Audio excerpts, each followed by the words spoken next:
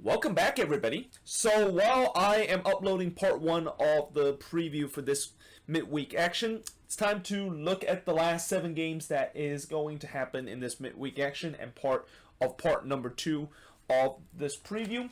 And the first game we're going to look at is going to be NYCFC versus DC United. And for the first time, I believe, this season, NYCFC is not going to be playing at Red Bull Arena, as this game is going to be taking place at Yankee Stadium, and it's going to be taking place at 8 p.m. Eastern, 5 p.m. Pacific time. NYCFC coming into this game with a 7-2-6 record, while DC United with a 2-5-8 record. NYCFC, of course, won 3-2 away against Miami. And for DC United, I want to first apologize to DC United. And you know how I've been mentioning that they have the longest winless run in MLS with 13 games? Yeah, that was actually not true. And I actually found this out last night that it turns out they actually did get a win, and it came a couple of weeks ago when they won 1-0 against the Red Bulls. But to be fair, as I said before with that win, it was a very lucky win against the Red Bulls, and even the goal that they scored was a very fluky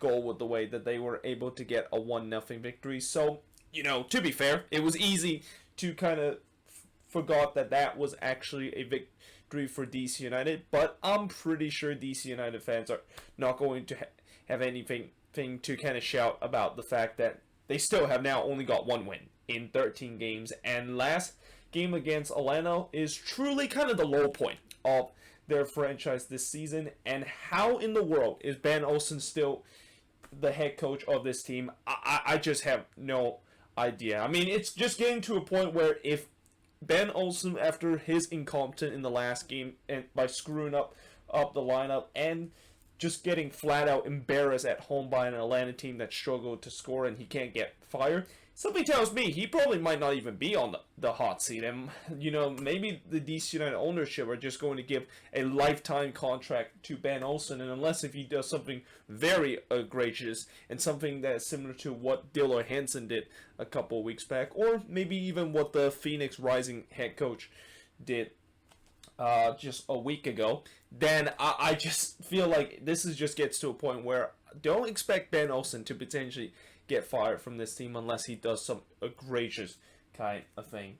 Now, players on international duty. Now, one thing I think in the last video I didn't mention is that teams, of course, have to release their player that is going to be on international duty. But there is a rule where it says that if the city that the team are based in have a self-quarantine period for those players to come back that is more than 5 days, then teams are not obligated in terms of releasing their players. And hence, with both of these teams, with NYCFC from New York and DC United from DC, and that both of these cities has a mandatory 14-day self-isolation period after when you decide to come back from another country, then that is the reason why both of these teams are kind of activating that clause and saying that, we're not allowed to release our player because of the fact that our city has this 14-day self-isolation quarantine rule, and we don't want to miss those players for that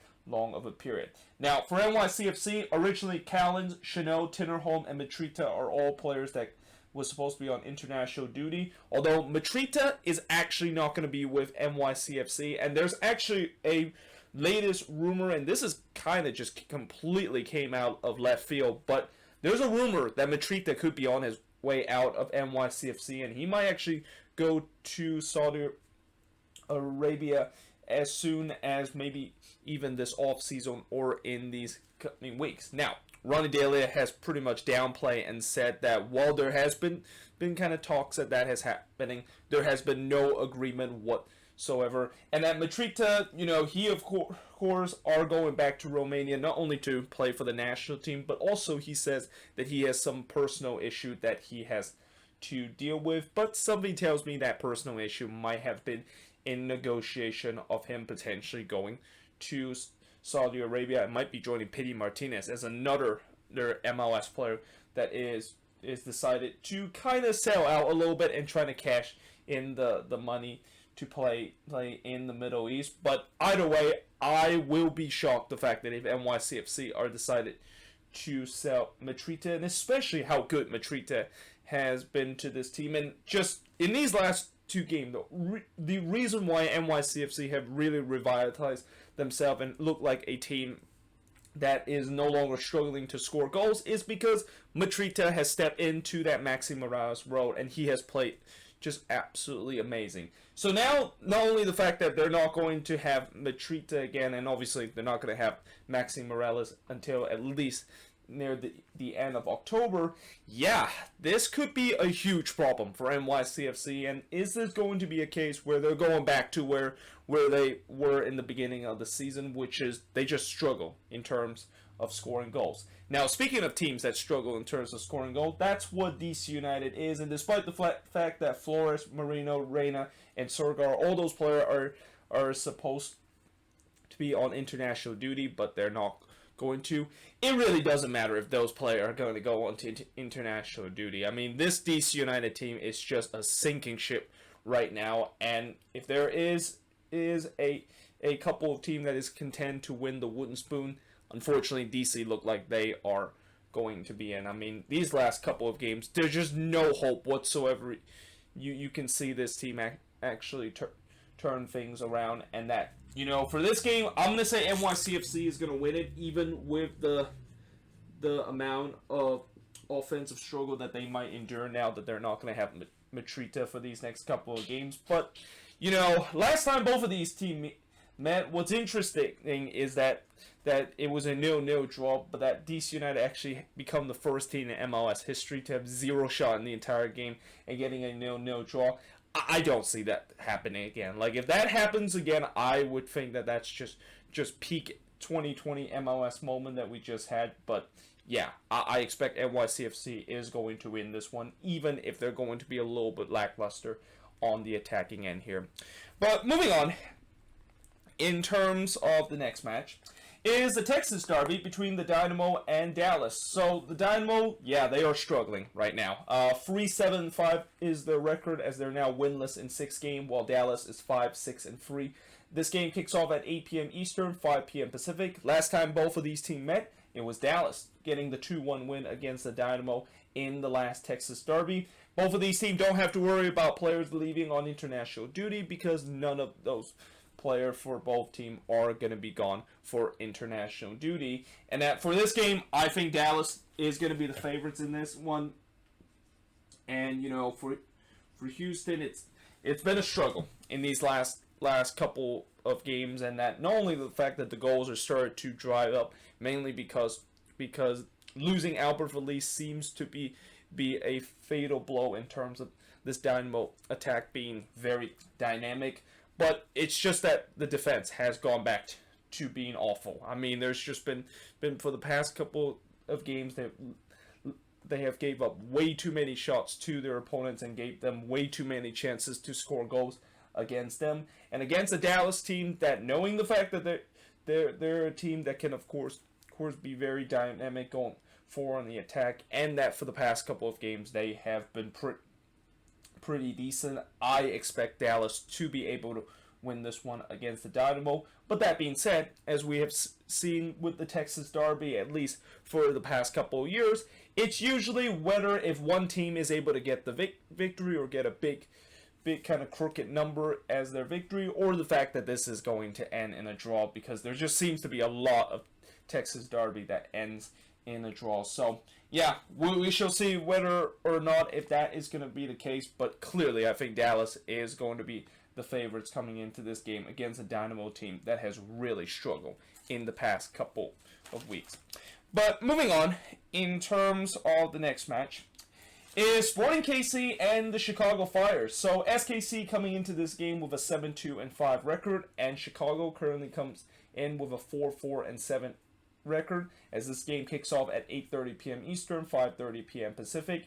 SKC, of course, won 2-1 against Houston away, while Chicago, they're actually on a 3-game unbeaten streak, though they did drew 2-2 against Montreal away in the last game. And for players on international duty, so you know how SKC, they got Polito back last week in the starting 11, and that he made an instant impact by scoring 2 goals and pretty much won the game for SKC. Well, I have some bad news for you SKC fans. He's now with the Mexican national team, and that he probably is going to miss at least 3 to 6 games because of the fact that he's with the Mexican national team. I mean, yeah, this is definitely a tough break for SKC, and that, you know, once again, they're not going to have Pulido for the foreseeable future, and we know how when they do not have Pulido in this team, they just don't seem like as good on the attacking end, and there's only one guy that can actually score goals from them, and that, of course, is Johnny Russell for this team. Now, for Chicago, they're also going to have a couple of players that's going to be on international duty. We got Jimenez and Navarro are both guys that's going to be on international duty. But, yeah, for this game, you know what? I'm going to say it's going to be a draw between both of these teams. And it'll be interesting to see whether or not, you know, for SKC, they just need to really adapt in these next couple of games where they hope that they can, of course, just stay above water. Now, the fact that Pulido is once again gone on international duty, because if they're going to look like what they were without Pulido for a very long time in the first part, or at least in phase 1 of the MLS regular season schedule, yeah, they are going to really slide down in the table. Whereas for Chicago, you know, they're only 1 point behind the last spot in terms of the playoff race, which I believe Nashville currently occupies that spot, but Nashville does have a game in hand over the Chicago Fire. So this is a game that they're definitely hope to trying to get points. And, you know, for the last 3 games, at least the Chicago Fire has looked like a team that can definitely make the playoffs, and for once are started to show that consistent form. But, you know, knowing this team and the past couple of years of how they have been so inconsistent, is this kind of finally the time when the Chicago Fire are due for a loss? Because anytime when they always go on an unbeaten run, and that they give kind of false hope to their fans that things are going to turn around, next thing you know, they go on a losing run. So, yeah, we shall see whether or not if that is going to be the case, and whether or not if they can actually pick up a result where maybe this team has turned around. And that stereotype about this team being unpredictable and you don't know which Chicago Fire version you're going to see, is going to show that in this year they're going to show the version that they are ready to make the playoffs, and all that rebranding and all that kind of signings that they have made in the offseason to overhaul the squad is going to be enough for them to get back into the playoffs this season. But moving on, in terms of the next match, is the Colorado Rapids versus LAFC. Well, Colorado are finally back playing after they took a couple of weeks off because of the fact that a couple of players and staff have tested positive for COVID-19, but thankfully looks like they are clear to play again, and that they're going to be playing against an LAFC team that have a record of 6-3-6, while the Rapids have a 5-4-4 record. This game kicks off at 9 p.m. Eastern, 5 p.m. Pacific, and Colorado, they have been on a pretty good run ever since they had that miserable winless run. But once they, of course, snap out of it, they have been able to get points in 5 out of their last 6 games. While LAFC, they did win 3-1 on the road to RSL, but here's the bad news for LAFC. While Colorado does not have any player that's going to be on international duty, for LAFC, they are probably the team that's going to hit hardest with players that is going to be on international duty, as Cifuentes, Palacio, Brian Rodriguez, and Diego Rossi is not going to be available in this game because of international duty. So pretty much the 2 of the 3 goals scored from LAFC last game is not going to be available in this game. And this is kind of a time where LAFC really wish they had Carlos Vela, because with how depleted now the attack is, you wonder how this team is going to look. And what's even worse for LAFC is that they are in a situation where, even though they're 5th in the Western Conference, knowing how tight the Western Conference is, and there seems to be a little bit of a logjam right now, if you start to go on a bit of a losing run, yeah, you can find yourself below the red line. And there could be a case where, with how mediocre LAFC is this season, they could find themselves below the red line, and this would be a thing that nobody would have saw it coming in the beginning of the season. But that being said, coming into this game, I'm going to say Colorado will win this. Not only the fact that they got more rest than what LAFC had, but knowing the fact that LAFC have been very inconsistent, and that, the last game when they were able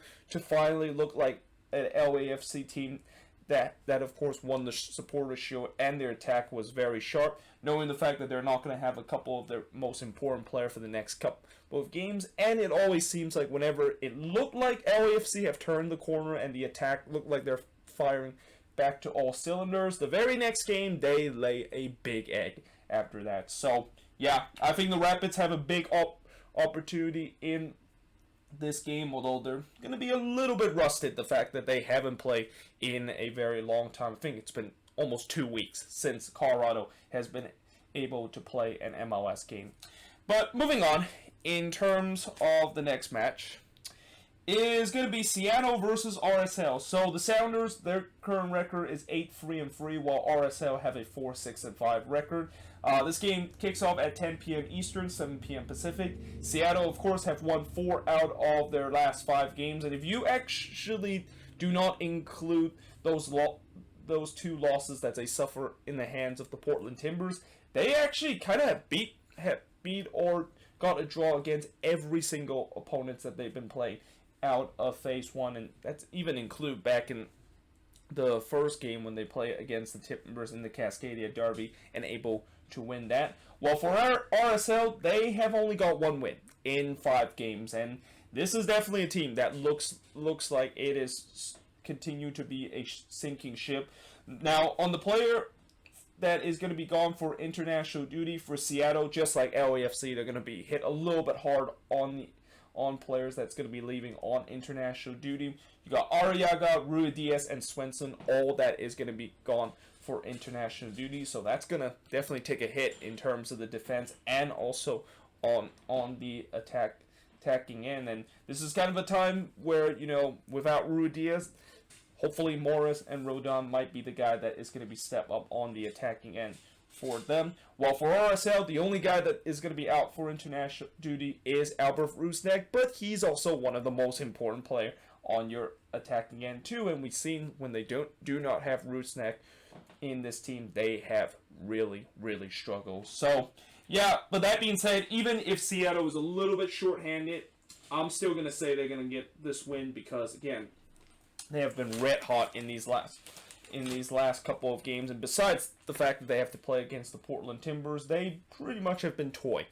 against their opponent, and that I expect the Sounders should be able to get a very relatively comfortable 3 points against a really struggling RSL side. But moving on, in terms of the last game on this board, before I talk about the last game from this midweek action, is the Galaxy and the Portland Timbers. So remember a couple of weeks ago where I talked about this matchup and how it seemed like the Portland Timbers were the one that is struggling against the Galaxy side that has really surprised everybody by go on a very hot run after struggle doing the MLS's back tournament.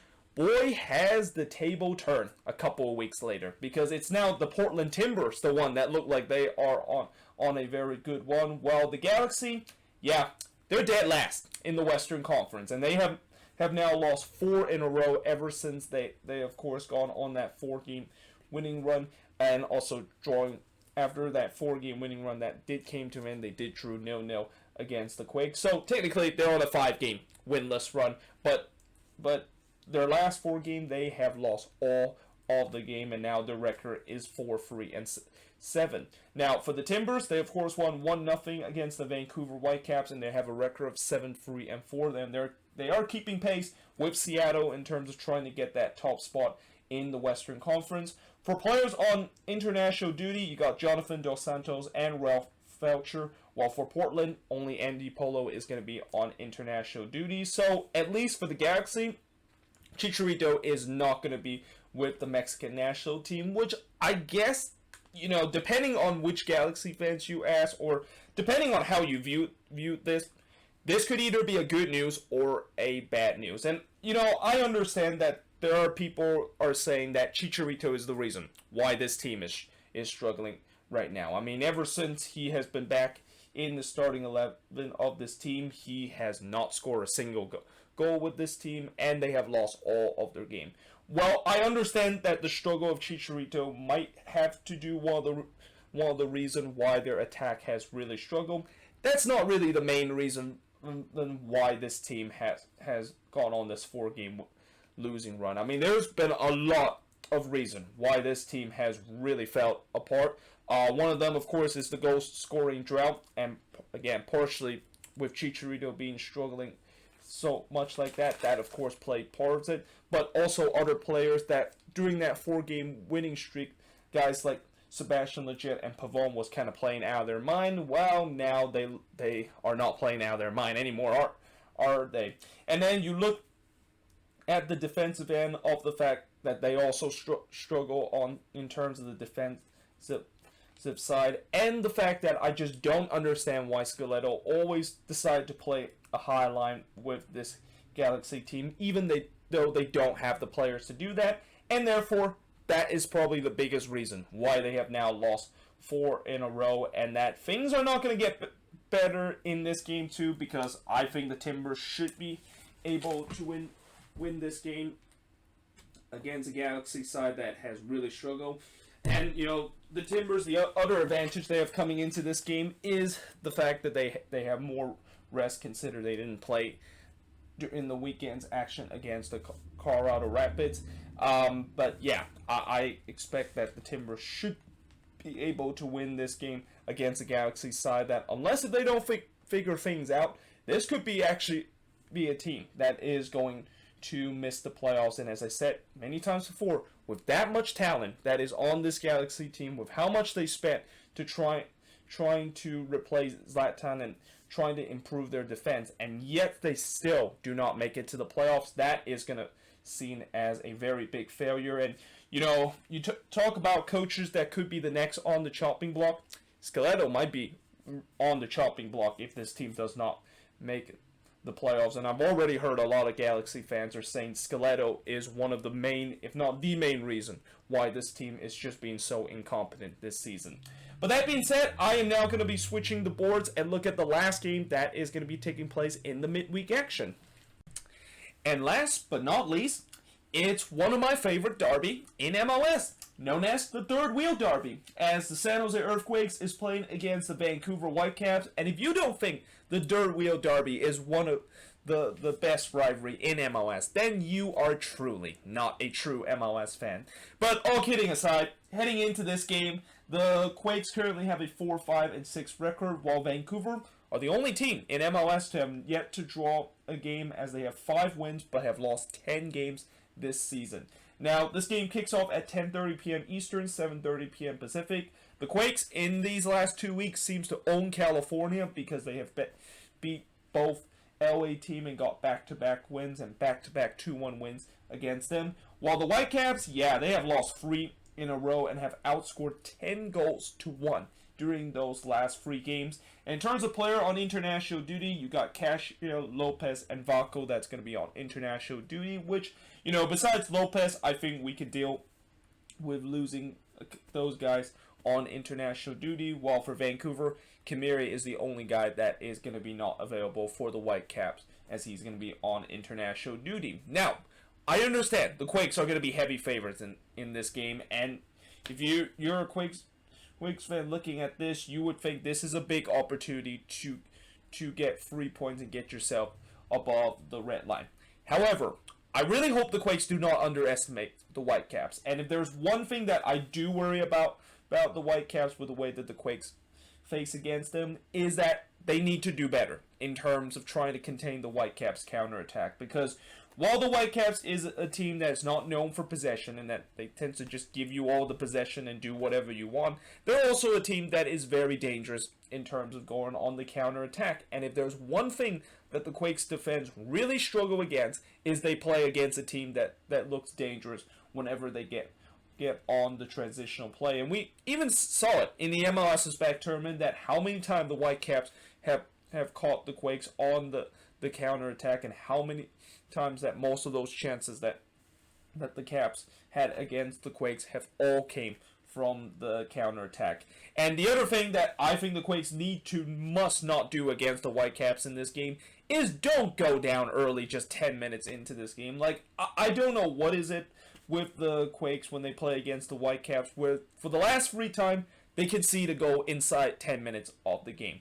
And while those 3 games they were able to come back from it, including in the MLS's back tournament, which we will never forget, that is probably one of the craziest, if not the best comeback we have ever seen a team, with them down 3-1 heading into the last 20 minutes and win 4-3 during that point.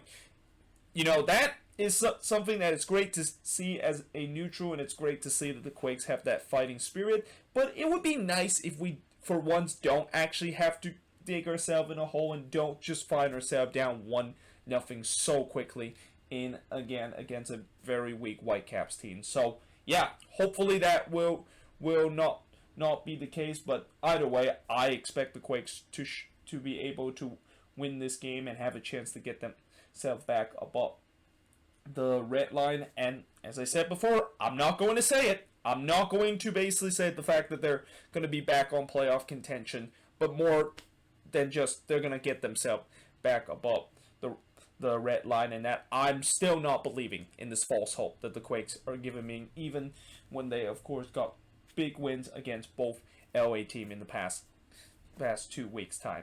But yeah, there we have it. That is pretty much it for the preview of this week's midweek action. Let me know in the comments below, what do you think of these last 7 games, and as always, make sure you leave your prediction below in terms of these last 7 games from this midweek action. But yeah, hope you guys enjoyed this video, and I, of course, will see you guys next time.